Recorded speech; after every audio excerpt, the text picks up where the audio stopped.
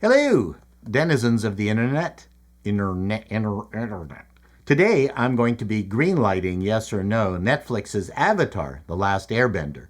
You might like to know that I have never seen the original Nickelodeon animated series, and neither have I seen the M. Night Shyamalan movie either. I do not know the story other than I recognize the kid with the one-way street sign tattooed on his noggin. I come at this clean sheet. I have heard noises about things that are different from the animated version, but I have none of those preconceived issues. For those of you who have never seen one of my green light or not reviews, I come at it from the perspective of a former network executive.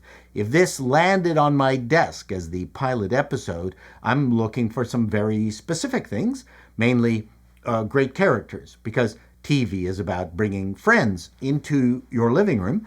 The other thing that I'll be looking for is at least one B story that concludes.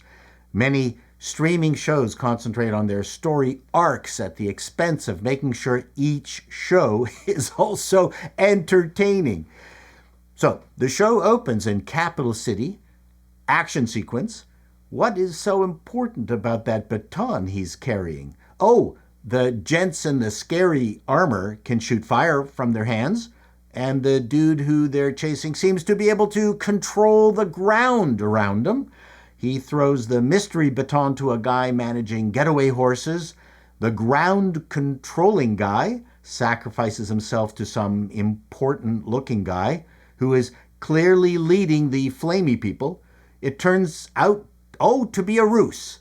The important guy says it was his plan all along to let the plans out to fool his enemies. Ha ha ha! The earthbenders, the waterbenders, and the airbenders. Okay, I get it now.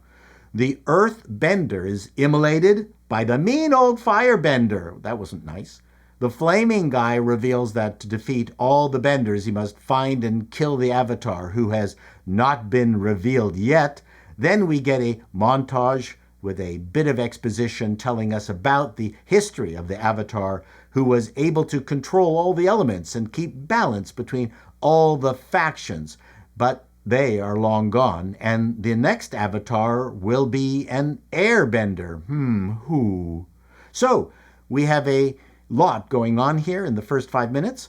As a network exec, I like the action openings because I'm a bit dim. And speaking of dim, while the action is on the dark side, I can't quite see the earthbender animations. The flaming stuff is really cool. Even though dark scenes are used to hide bad animation, the CG looks top-notch. It's well-directed and the actors are committed to their roles. We've met a bad guy, at least one. We know the legend of the Avatar. We get a peek at our hero at the very end of the Avatar backstory sequence. We know a battle is looming. The show's name gives us a clue that something big and horrible is going to transpire very soon to the sad Airbender people. What's good with this opening is that it dispenses with the premise quickly and efficiently, and there's no mystery box, which is great. We know who the Avatar is, but the Firebenders do not. Their plan is to not worry about finding the Avatar, but to just kill everyone. For those of you out there who want to know how this compares with One Piece, it doesn't. Avatar is clearly a kid's show, whereas One Piece is much more adult. Let's plow on. We meet Aang, our hero, played by Gordon Cormier, and he is fantastic. The same joy I got from Inaki Godoy playing Monkey D. Luffy. This kid's got it. The one thing I couldn't get out of my head was, what happens when Gordon hits a growth spurt? Anyway, Aang is told he is the Avatar, which is a lot for him to take in. He confides in his pet flying bison. We could all use one of those. And takes off for a head-clearing flight, just as the flaming people take positions for their assault. Oh no.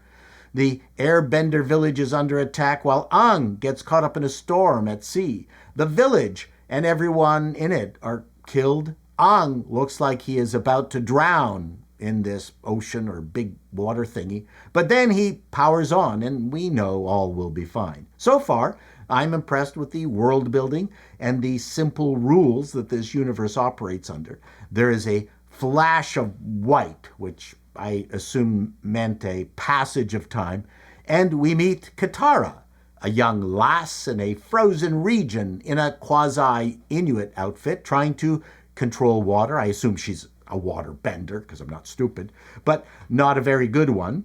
Establishing shot, we meet Sokka, get an idea of what he's about. While fishing, they encounter a large, strange dome thingy. Into this pristine world enters a purposefully black, smoke-belching ship we know is up to no good. This is a great ecological statement. Katara tries to use her limited water-bending skills to retrieve their canoe. We meet our new antagonist, Zuko. Unfortunately, Katara's use of water-bending somehow causes the strange ice dome to explode, and Zuko notices, which is lucky, that he just happened to be in the middle of nowhere at the right place and the right time to notice. Who knows? He could have been in Puerto Vallarta vacationing, but no. Out of this glowing orb comes a glowing Ang. They take him back to the village, where an elder identifies him as an airbender. I really like the art direction. We learn Prince Zuko is the heir to the Firebender kingdom with daddy issues. Ang meets Sokka. Ang reunites with his sky bison, who apparently lives a long time. At the tribal meeting, we learn that he has been asleep for 100 years, and the firebenders rule most of the world now.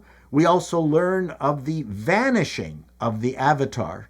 Ang is confused, but later helps Katara with her water-bending skills.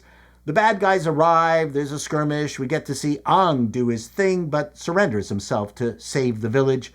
Then we skip all sorts of escapey stuff on the ship to Ang, who escapes with the aid of his friends Katara, Sokka, and the Sky Bison. They return to the destroyed Airbender village, which is very sad, and where we get some exposition of Ang realizing his destiny. Messiah stories tend to work very well. The fact that he will have to master all the benders, or at least have a few, means we know there is lots more adventure to come. And we end on a scene with a seething Zuko pinning up Ang as public enemy number 1 on his corkboard. So there we are. We finally get most of team protagonist and team antagonist sorted out at the end of the show, weirdly. Green light or not, my first impressions are that this is a very simplistic show. It has nowhere near the complexity of One Piece, even though they both have cartoon origins. Nothing wrong with that. I'm not expecting anything deeper than what was in this pilot. The story has had a good shakedown period with its cartoon antecedent, I'm sure. It comes with a built-in nostalgia audience. That's good for me. The cast looks good. The lead is charming with a 1,000-watt smile and clearly connects with the audience. Generally, a series has a home base. This show probably won't, as Ang and the gang will be traveling about to learn about the other bending skills that he has to learn while they fight for their lives, and the other remaining members of Earth, Wind, and Fire that he will have to save. Would I greenlight this show? Absolutely. It adheres to my rules, it's slick, and I'm interested in watching the next episode. Though, to be honest, it's not for me. I'll finish the series and give you my final thoughts on the flip side. Till next time, denizens, be seeing you.